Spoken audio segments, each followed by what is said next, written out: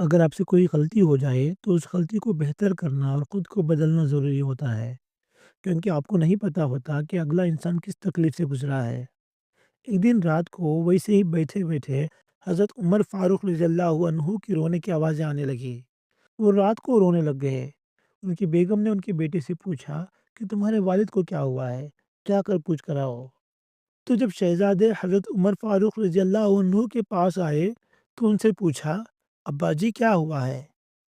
हज़रत उमर ने कहा, बेटा आज मैं मस्जिद से निकल रहा था तो मैंने नबी के कुछ सहाबा को बात करते सुना। वो कह रहे थे कि उमर बहुत अदल करता है, उमर बहुत इंसाफ करता है। उनके बेटे ने कहा, अब्बा जी ये तो बहुत अच्छी बात है। लोग आपके बारे में इतना अच्छा सोचते हैं, इसमें रोने की क्या बात है?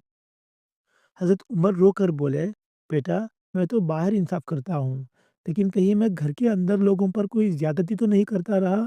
क्या मैं तुम लोगों के साथ कोई नाइंसाफ़ी तो नहीं की? उस वक़्त हज़रत उमर की बीवी आगे आए और उन्होंने कहा, उमर पूरी ज़िंदगी तुम्हारे अंदर बहुत जलाल था। मैं कभी तुम्हारे सामने कुछ नहीं बोली, लेकिन मेरी भी ख्वाहिशात थी। मेरा भी दिल चाहता था कि मेरा शौहर मेरे साथ वक़्त गुज़ारे। तुमने ज़िंदगी की सारी रातें मदीना की गलियों में गुज़ार दी। मुझे वक़्त ही नहीं दिया। मुझे गिला है तुमसे।